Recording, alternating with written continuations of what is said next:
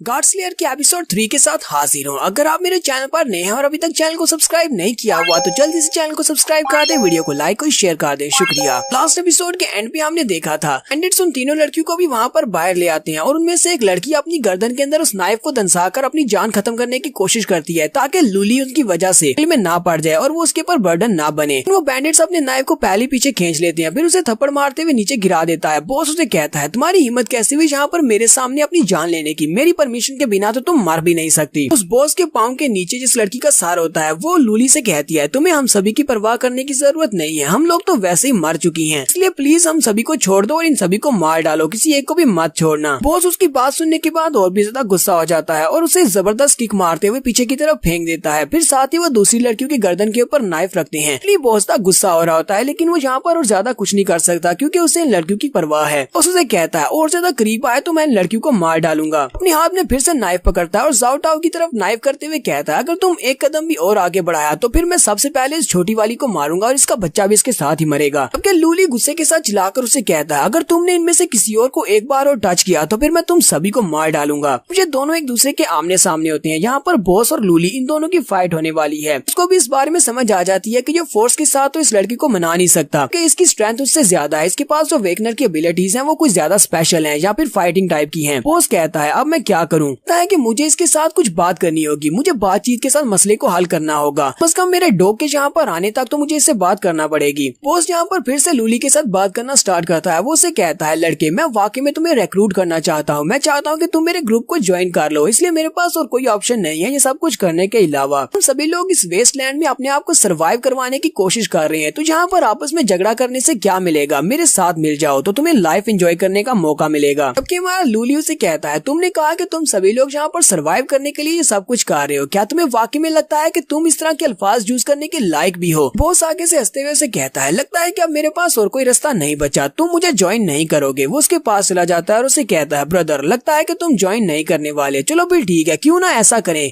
तुम हमें मारो ना हम तुम्हें मारते हैं, तुम यहाँ से चले जाओ, क्योंकि मुझे पता है कि अगर मैं तुमसे फाइट करूंगा तो मैं तुमसे जीत नहीं सकता, इसके बाद हम लोग आपस में कभी भी नहीं भिड़ेंगे, तुम यहाँ से जाओगे और आजाद हो जाओगे, कोई तुम्हारा पीछा भी नहीं करेगा। लूली उसकी बात सुनने के बाद उन दोनों लड़कियों की तरफ देखता है। लूली उन दोनों लड़कियों के बारे में सोच रहा होता है। वो बॉस से कहता है अगर तुम चाहते हो कि मैं यहाँ से चला जाऊँ तो फिर इन तीनों को भी मेरे साथ छोड़ना होगा, ये तीनों मेरे साथ जाएंगी। बॉस उसे कहता है नहीं ऐसा तो बिल्कुल भी नहीं हो सकता, अगर हम तीनों लड़कियों को छोड़ देंगे तो उसके बाद तुम वापस आकर हम सभी को मार सकते हो, मैं तुम्हारे पर भरोसा कैसे करूँ कि तुम चुपचाप इन लड़कियों को लेकर यहाँ से चले जाओगे। वो लड़की जिसने अपने गले के अंदर नाइफ को दंसाया था वो भी जिंदा है, वो मरी नहीं है क्योंकि वो नाइफ उसके गले में पूरी तरह से दंसा नहीं था। वो खांसते हुए फिर से उठ खड़ी होती है। लूली से कहती है अगर तुम्हें कोई एश्योरेंस चाहिए तो मैं यहाँ पर पीछे रुकती हूँ, मैं तो वैसे भी मरने वाली हूँ और मेरा एक पाँव भी कटा हुआ है, मैं तुम्हारे साथ चल नहीं सकती, तुम बाकी की दोनों लड़कियों को अपने साथ ले जाओ। कि वो दोनों लड़कियां चिल्लाकर उसे कहती है नहीं तुम ऐसा नहीं कर सकती, अगर तुम यहाँ पर रुकोगी तो ये बाद में तुम्हें मार डालेंगे। वो तालियां बजाना शुरू करता है और कहता है मुझे तुम लोगों की बहादुरी बहुत ज्यादा पसंद आई और ठीक है तुम लोगों में से ये लड़की यहाँ पर रुकेगी, डील काफी ज्यादा अच्छी है, इन दोनों लड़कियों को अपने साथ लो और यहाँ से बाहर चले जाओ, जब मुझे लगेगा कि तुम लोग काफी दूर चले गए हो तो मैं इस लड़की को भी छोड़ दूंगा और ये लड़की भी तुम्हारे पास आ जाएगी। कि दूसरी लड़की चिल्ला चिल्ला कर कह रही होती है नहीं नहीं हम लोग इसको यहाँ पर छोड़कर नहीं जाएंगे, जैसे नहीं छोड़ेंगे, जैसे मार डालेंगे। कि दूसरी लड़की उसे कहती है जब तुम्हें मौका मिले तो तुम अपनी जिंदगी को बहुत ही अच्छे से गुजारना, यही तुम्हारे पास मौका है, जाओ यहाँ से, मेरी परवाह करने की जरूरत नहीं है। तो वो दूसरी लड़की रोना शुरू कर देती है। बॉस काफी ज्यादा खुश होता है और मैं लूली से कहता है अब तुम्हें क्या लगता है ये डील अच्छी है, चलो जल्दी से इस डील को एक्सेप्ट कर लो। लेकिन लूली इस बात को मानने को तैयार नहीं है कि वो एक लड़की को यहाँ पर पीछे छोड़ जाए, लेकिन उसके पास और कोई ऑप्शन नहीं है। तो लोगों की जान बचाने के लिए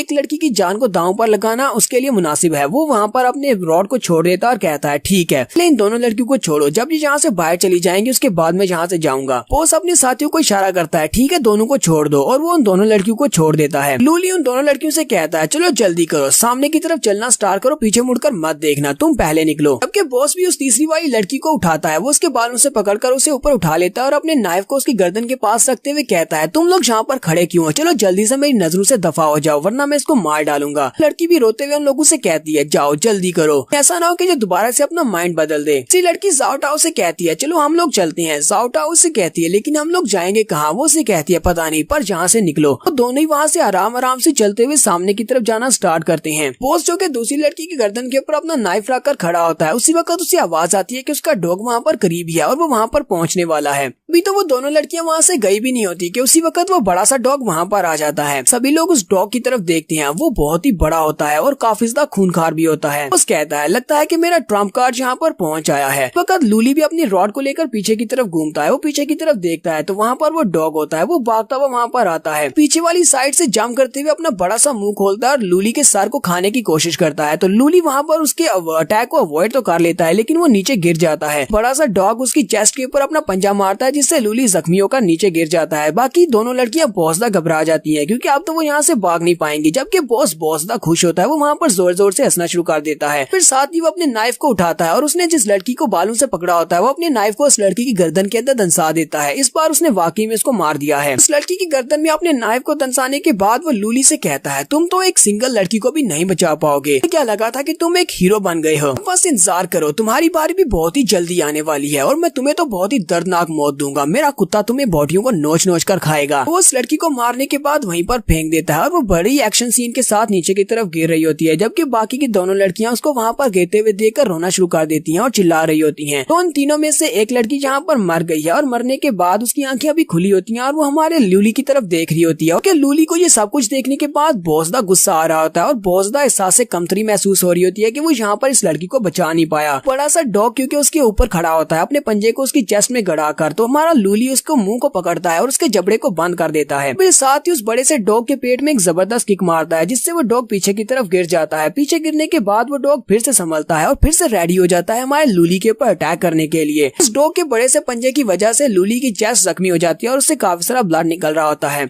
उसी लड़की भागती हुई उसके पास आती है और उसे कहती है क्या तुम ठीक हो। लूली उसे कहता है जल्दी से यहाँ से निकल जाओ, मेरी फिक्र करने की जरूरत नहीं है। अब बॉस उनसे कहता है तुम में से कोई भी अब यहाँ से निकल नहीं सकता, तुम सभी लोग मेरे कुत्ते का खाना बनोगे। कि बॉस अपने बड़े से कुत्ते के पीछे आकर खड़ा हो जाता है और उनसे कहता है क्या तुम्हें पता है कि मेरे इस बेबी को खाना बहुत ज्यादा पिकी पसंद है, यानी कि ये अपनी मर्जी का खाना खाता है। इसी वजह से मैं इसे हर रोज एक जिंदा इंसान खिलाता हूँ। ये जिंदा इंसान को मारकर खुद खाता है। इसी वजह से अगर इसे खाना ना मिले तो ये बहुत ज्यादा गुस्सा हो जाता है, इतना ज्यादा गुस्सा हो जाता है कि अगर इसे खाना ना मिले तो मुझे भी खा जाए। बॉस आगे बढ़ता है और उस लड़की को बालों से पकड़कर खींचकर पीछे ले जाता है और लूली से कहता है अब बस इंतजार करो, ये कुत्ता तुम्हें भी जिंदा खाएगा। और वो डॉग बड़ी स्पीड के साथ लूली के ऊपर अटैक करने के लिए आगे बढ़ता है कि मां लूली भी फिर से उठकर खड़ा हो जाता है। डॉग जैसे ही जंप करते हुए लूली के ऊपर अटैक करता है। लूली बड़ी स्पीड के साथ नीचे से स्लाइड करते हुए सामने की तरफ आगे बढ़ता है, जहाँ पर उसका लोहे का रॉड पड़ा होता है। वो अपने लोहे के रॉड को उठाता है, जबकि वो डॉग बड़ी स्पीड के साथ फिर से पीछे की तरफ मुड़ता है और लूली के ऊपर अटैक करता है। लेकिन अब हमारे लूली के हाथ में उसका वेपन आ चुका है। लूली ने अपने लोहे की रॉड को उठा लिया। हमारा हीरो अभी भी उस बड़े से डॉग के साथ फाइट कर रहा होता है। हमारा लूली दोबारा से एक बार फिर से नई हीरो की स्पिरिट के साथ उठकर खड़ा होता है, पर वो अपने अंकल ली और पहले वाली लड़की को याद करता है, जो कि दोनों अब यहाँ पर मर चुके हैं। लूली कहता है ये सभी लोग बस यहाँ पर जिंदा रहना चाहते थे, लेकिन तुम कमीनों ने इन सभी को मार दिया। तो हमारा लूली यहाँ पर अपनी शर्ट उतार देता है और अब ये यहाँ पर एक प्रॉपर हीरो बन चुका है। शर्ट उतारने के बाद पता नहीं इसके पास कोई नई पावर आ गई है। जब वो डॉग बड़ी स्पीड के साथ जंप करते हुए उसके ऊपर अटैक करने के लिए आगे बढ़ता है, लूली कहता है हाँ आ जाओ, अब मैं तुम्हें मजा सिखाता हूँ। वो डॉग उसके करीब पहुँचता है। लूली बड़ी स्पीड से आगे बढ़ता है और उसको अपनी बाहों में भर लेता है। फिर साथ ही उसे उठाकर धोबी पिछाड़ की तरह नीचे पटक देता है। नीचे पटकने के बाद डॉग फिर से नीचे से निकलकर पीछे की तरफ हटता है और जंप करते हुए अपना बड़ा सा मुंह खोलकर लूली पर अटैक करने के लिए आगे बढ़ता है। इस बार लूली अपने हाथ को एक तलवार की तरह बना लेता है, अपने हाथ को ऊपर की तरफ उठाता है। जब वो डॉग उसके करीब पहुंचता है, अपना बड़ा सा मुंह खोलकर उसके ऊपर बाइट करने लगता है। हमारा लूली अपने हाथ को तलवार की तरह उसके मुंह के अंदर स्टैब करता है। वो उसके मुंह के अंदर जब अपने हाथ को स्टैब करता है तो उसका हाथ उसके जबड़े के आर पार हो जाता है। तो हमारे हीरो ने जहाँ पर इस बड़े से मॉन्स्टर डॉग को मार दिया है। उस मॉन्स्टर डॉग को मारने के बाद वहाँ पर काफी सारे बैंडेड्स होते हैं। वो सारे बैंडेड्स उसके साथ फाइट करते हैं, लेकिन लूली उन सभी को भी वहाँ पर हरा देता है, जबकि उनमें से काफी सारे वहाँ से भाग जाते हैं। लूली वहाँ पर आता है और उसको कॉलर से पकड़ते हुए पीछे की तरफ खींच लेता है। वो उसके सर से पकड़ता है और उसे पीछे वाली दीवार में पटक कर दे मारता है। वो उसे इतने जोर के साथ दीवार के साथ पटकता है, बेचारे को कुछ समझ भी नहीं आती। वो सामने की तरफ देखता है तो उसका डॉग मर चुका होता है, जबकि बाकी के सभी लोग वहाँ से भाग रहे होते हैं। बॉस यहाँ पर मिन्नतें करना शुरू कर देता है। वो उसे कहता है प्लीज मुझे छोड़ दो, मेरी जान मत लेना, तुम्हें मुझसे जो चाहिए हो मैं तुम्हें देने को तैयार हूँ, मैं अपनी बॉस की पोजीशन भी तुम्हें दे दूंगा, ये लड़कियां भी तुम ही रख लो। कि हमारा लूली चिल्लाकर उसे कहता है अपनी बकवास बंद करो। यहाँ पर मैं अपनी इस एपिसोड का एंड कर देता हूँ, तो बाकी सब कुछ अब नेक्स्ट एपिसोड में ही देखना। एपिसोड की एक्सप्लेनेशन अच्छी लगी हो तो कमेंट करके जरूर बताइएगा। चैनल को सब्सक्राइब कर दे, वीडियो को लाइक और शेयर कर दे। शुक्रिया।